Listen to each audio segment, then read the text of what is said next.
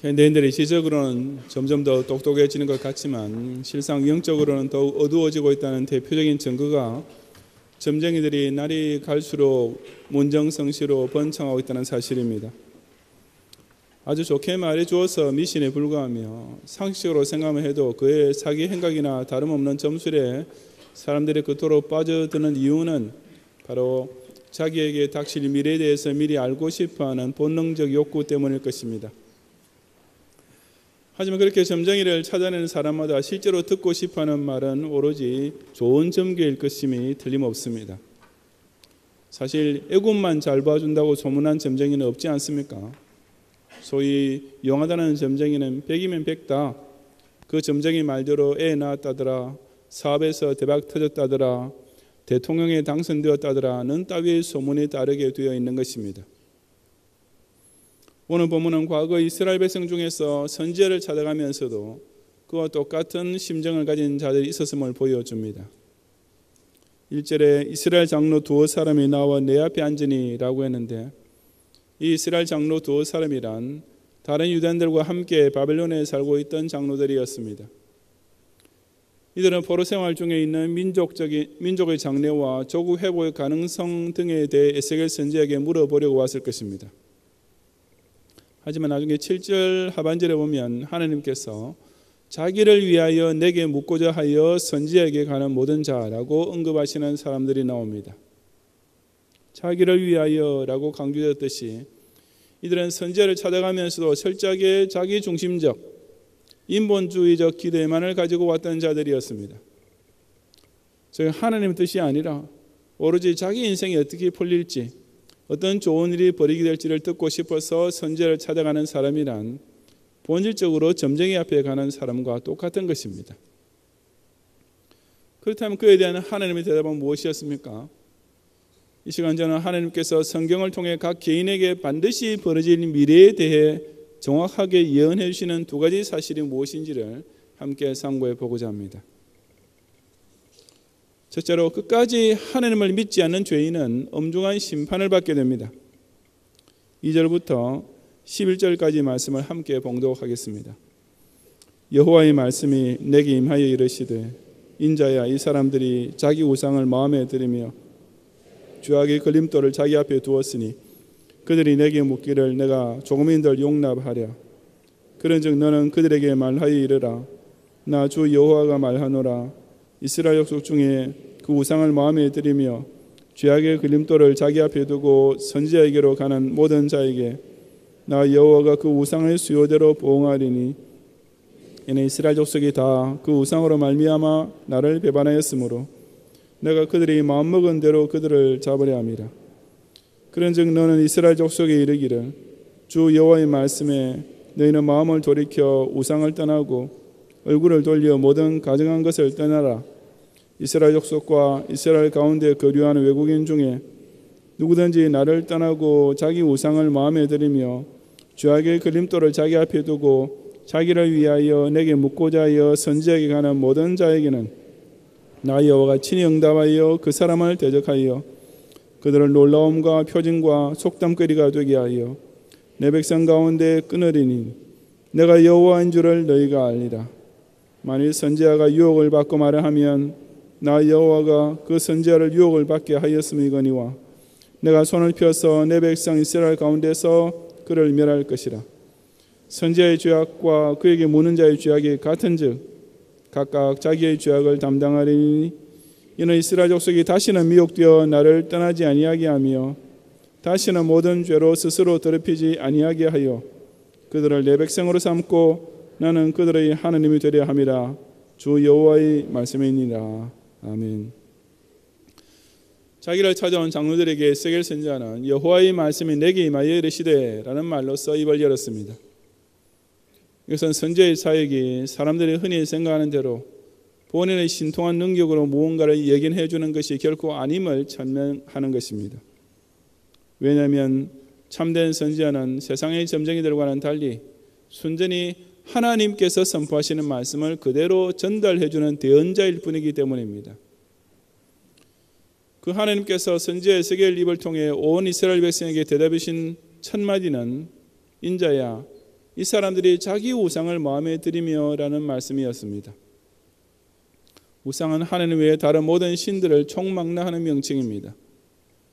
그 우상 앞에 자기라는 수식어가 있는 것은 그처럼 하나님 외에 다른 신을 섬기는 자들은 모두 다 예외 없이 종교생활마저 오로지 자기 중심으로만 하기 때문입니다. 다시 말해서 자기의 욕심을 만족시켜주고 개인의 소원을 성취시켜줄 신만 찾다 보니 절로 우상, 즉 자기가 스스로 만들어낸 신을 섬기게 되는 것입니다. 그런 자기 우상을 마음에 들이며라고 한 것은 우상 숭배란 근본적으로 마음이 어느 쪽으로 가느냐의 문제임을 가리킵니다. 이 들이다라는 동사는 가져오다 혹은 좋아하다는 의미를 가지고 있는데 바로 사람의 마음이란 하나님 아니면 우상 이 둘 중의 하나만을 모실 수 있기 때문입니다.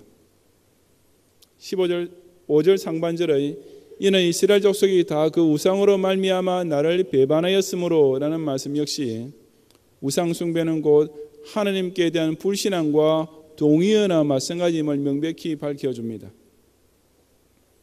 죄악의 걸림돌이라는 말을 직역하자면 넘어지게 만드는 죄악입니다.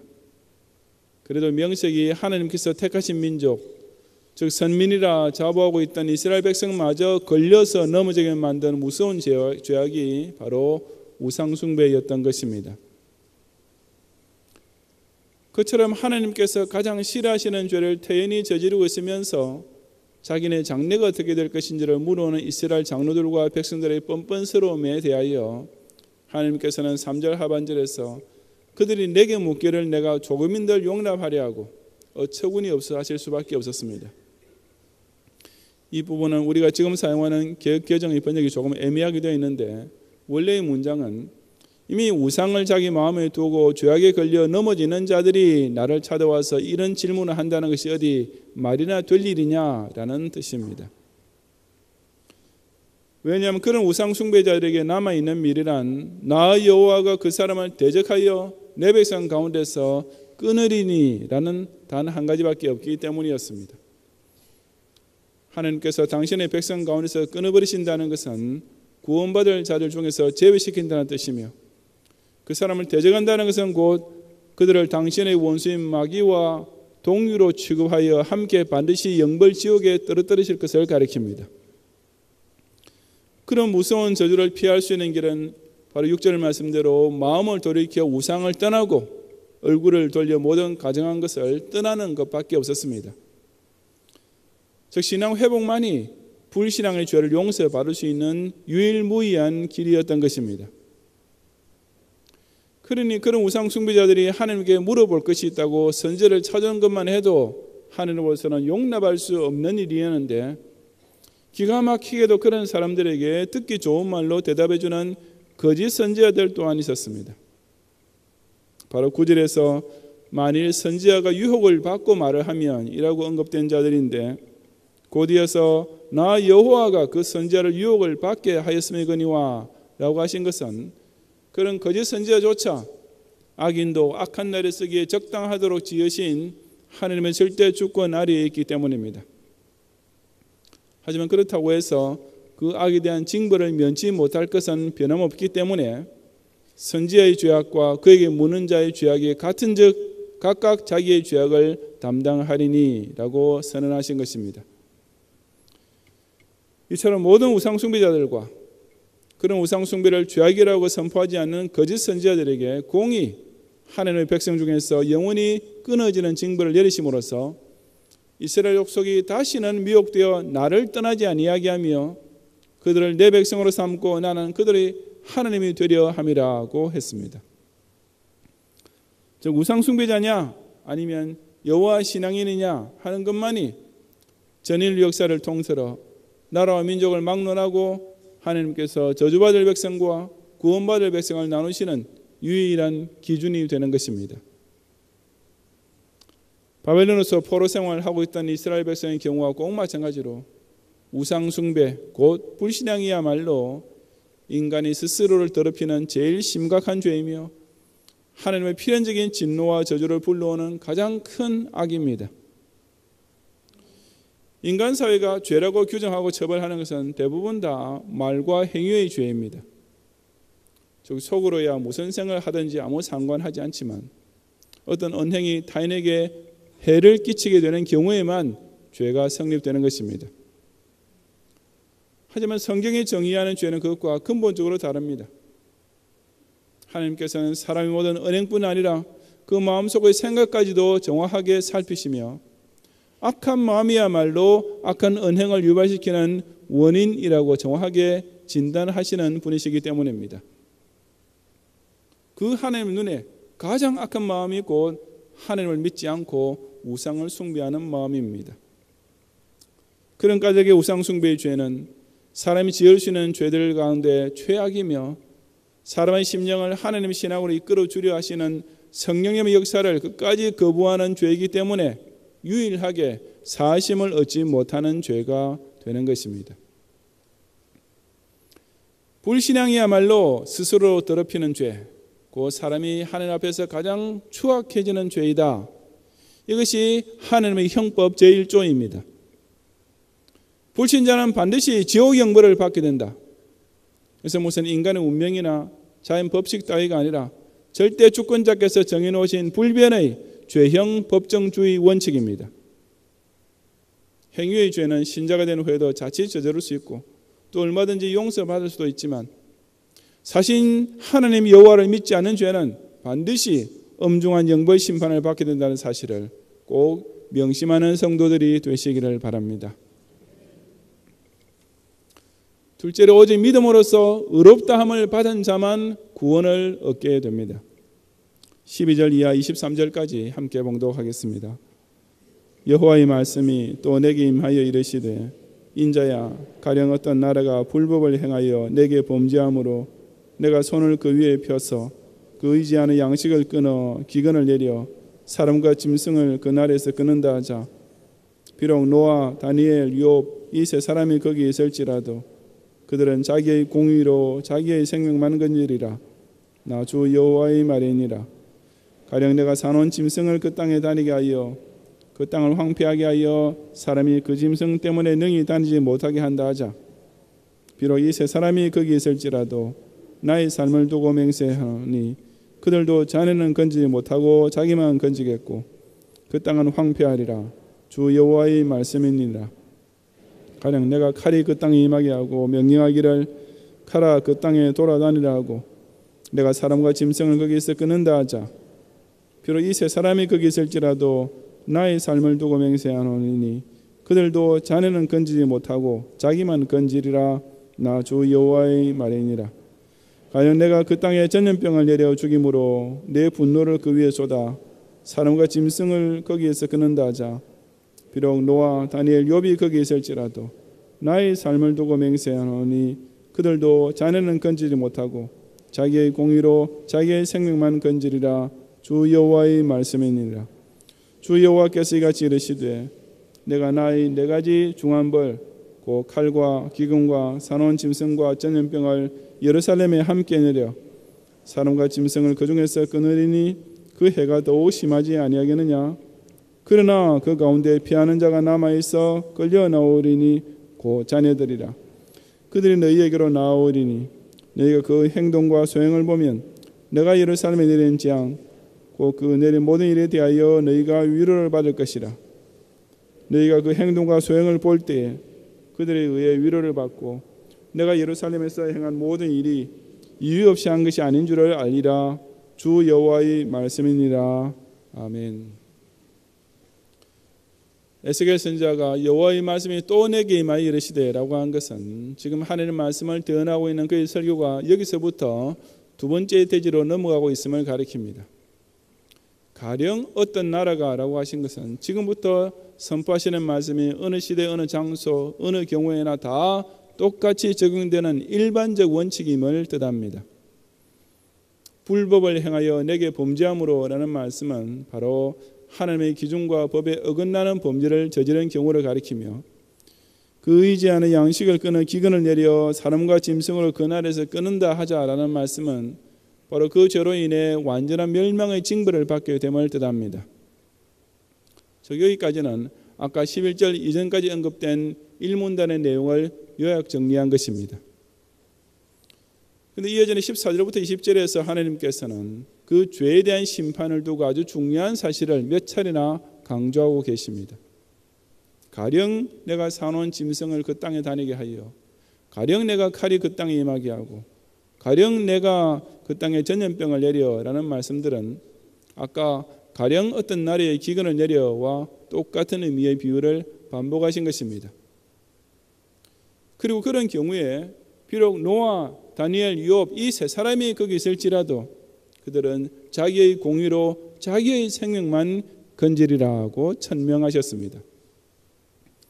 우선 여기서 공의, justice라고 번역된 말은 타인에 대하여 정당하게 행사하는 의의를 가리키며 주로 하나님께 적용되는 의미이기 때문에 그냥 옛날 한글 개역 번역에 있던 그대로 의, righteousness라고 번역하는 것이 문맥상 더 적절합니다. 왜냐하면 사람으로 하여금 죄를 용서받고 구원을 얻게 해주는 의란 그 어떤 경우에도 본인이 쌓은 의로움이 될 수 없고 오직 믿음으로 말미암아 얻게 되는 칭의밖에 없기 때문입니다. 그래서 심지어 믿음의 조상이라 불리는 아브라함에게조차 결코 예외가 아니었으니만큼 본문에서 자기 생명을 건지게 해주는 의 역시 바로 이 칭의를 가리키는 것이 명백합니다.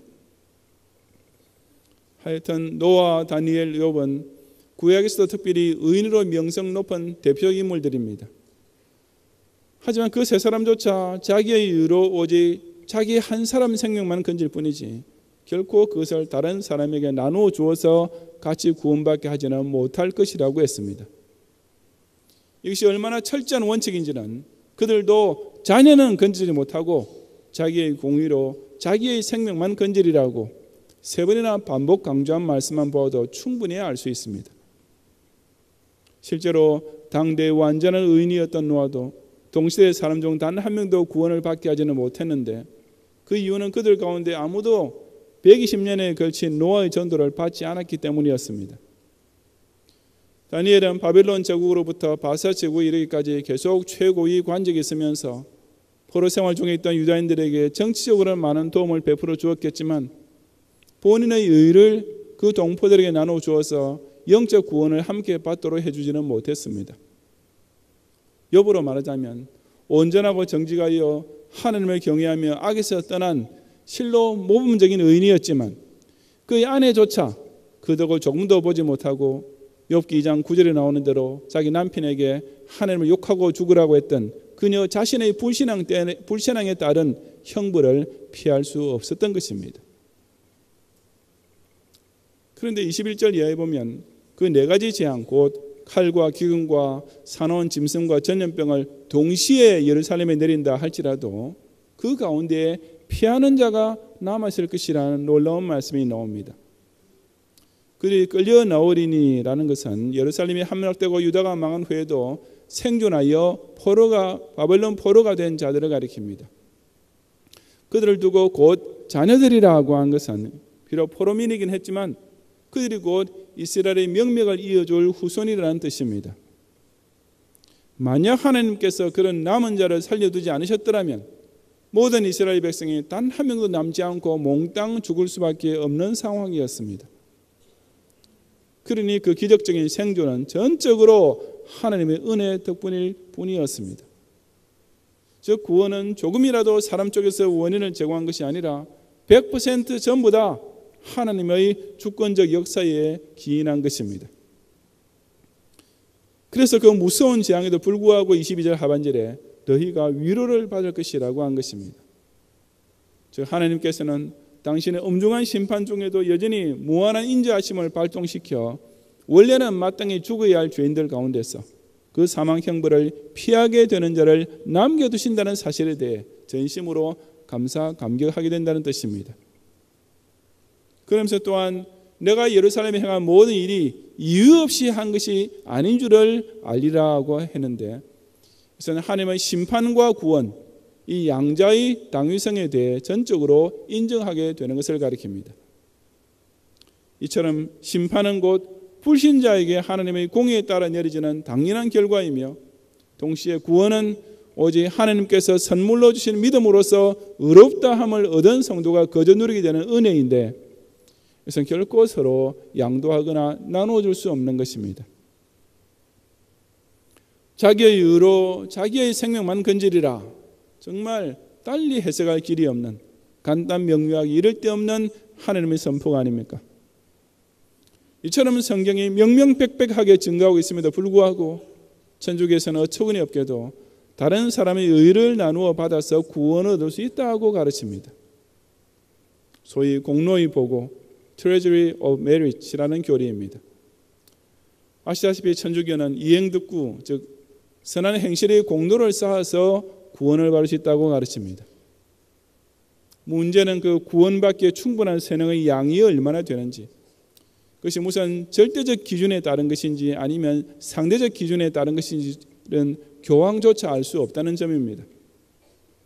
하지만 어쨌든 구원의 커트라인을 통과할 수 있게 해주는 선행의 양이라는 것이 어디엔가 있긴 있을 것인데, 그렇다면 그 기준을 초과 달성하는 사람도 있을 것이고 아슬아슬하게 조금 모자라서 탈락하는 사람도 있을 것입니다. 바로 그 초과 달성한 사람, 천주교에서는 성인들이 바로 여기에 해당되는데, 그들에게는 본인의 구원을 받는 데 필요한 분량 외에 잉여 선행이 자연히 계산적으로 남게 됩니다. 그래서 그냥 버리기가 너무나 아까운 것 아닙니까? 그래서 천주교에서는 공로의 보고라는 데에다가 우선 은행 저축처럼 그 남은 선행들을 차곡차곡 모아두었다가 구원받을 공로가 모자라는 사람에게 나누어 준다는 것입니다. 더욱 기가 막히는 것은 그 공로의 보고에는 그런 성인들의 공로뿐 아니라 그리스도의 십자가 대속 공로도 같이 저장되어 있는데, 거기서도 한술 더 뜬 어처구니 없는 소리는 그 공로의 보고를 열어서 필요한 사람에게 마음대로 나눠줄 수 있는 열쇠, 즉 권세가 바로 교황에게 있다는 주장입니다. 성인들이 의를 나누어 받아서 구원을 얻을 수 있다는 것만 해도 이미 성경을 명백히 거스리는 이단 교리인데, 심지어 그리스도의 대속 공로까지 교황이 나눠줄 수 있다고 하니 이런 천주교가 이단이 아니면 도대체 무엇이라는 말입니까? 그 누가 뭐라 해도 구원은 철두철미하게 개인적 문제일 뿐입니다.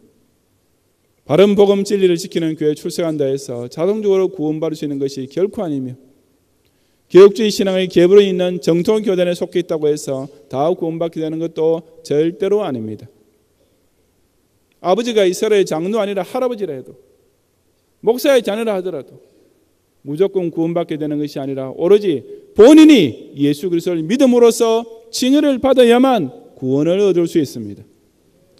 제 아무리 경양교회 등록교원이라 할지라도 마지막 백보자 심판대 앞에서는 어이없이 슬피 울며 이를 갈면서 지옥불에 떨어질 사람이 정말 극소수이기만을 간절히 바라지만 분명히 있기는 있을 것입니다. 세례받을 때의 신앙 고백이 사실 진심이 아니었다면 그의 속사람은 여전히 중생을 받지 못한, 즉 그리스도의 대속 보혈의 공로로서 의롭다 인정함을 받지 못한 사람이며, 그런 징의가 없는 죄인은 필연적으로 자신의 죄 가운데서 죽을 수밖에 없기 때문입니다. 그런 까닭에 구원받을 자는 예나 지금이나 여전히 소수입니다. 하지만 비록 소수일지라도 반드시 남은 자가 있다는 사실 또한 변함이 없으며, 그 귀중한 구원을 얻게 해주는 것은 오직 믿음으로 말미암은 의일 뿐이라는 사실을 굳게 확신하는 성도들이 되시기를 바랍니다. 성도 여러분, 자기의 의로 자기의 생명만 건지리라. 이것이 성경이 증거해주는 아주 간단 명료한 진리입니다. 즉 예수 구원, 불신지옥, 이것이야말로 각 개인에게 예외 없이 적용될 불변의 사실입니다. 끝까지 하나님을 믿지 않는 불신자는 바로 그 사함을 얻지 못할 죄 때문에 반드시 지옥 영벌을 받게 되며, 오직 예수 그리스도를 믿음으로써 칭의를 입은 신자만 바로 그 십자가 대속의 공로 덕분에 천당 구원을 받게 됩니다. 시대와 장소를 막론하고 이 세상에 태어난 사람들 가운데 이 원칙에서 벗어날 사람은 단 한 명도 없으며, 죽은 후에는 반드시 이 둘 중 하나에 해당되는 내세를 각각 맞이하게 됩니다. 이것이야말로 인류 역사의 미래에 대하여 100% 모든 사람에게 들어맞게 되어 있는 가장 정확한 예언인 것입니다. 저와 여러분이 최후의 대심판이 아직은 임하지 않은 이때에 아직까지는 은혜 받을 만한 때가 연정되고 있는 이 소중한 기회에 부지런히 전도해야 하는 이유도 바로 여기에 있는 것이 아니겠습니까? 특히 육신적으로 가장 가까운 가족부터 전도해야 합니다.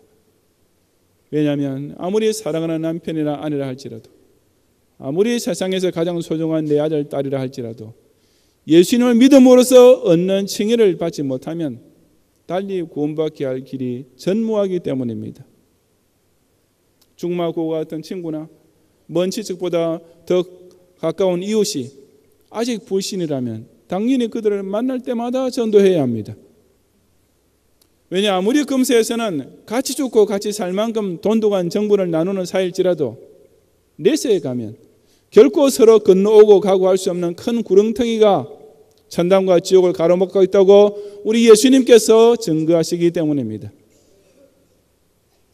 그러니 전도자야말로 이 세상 그 어떤 예언자와 상대도 안 될 최고의 선지자이며 천하보다 더 귀한 생명을 살려주는 실로 인류 역사의 가장 위대한 인물인 것입니다. 오늘도 자기를 위하여 묻고자 거짓 선지자를 찾아다니는 불쌍한 영혼들에게 이처럼 자기의 의로 자기의 생명만 건지리라는 여호와의 말씀을 선포함으로써 많은 사람을 하나님께로 돌아오게 하는 별과 같이 영원히 빛나는 전도자들이 꼭 되시기를 주님의 이름으로 축원합니다.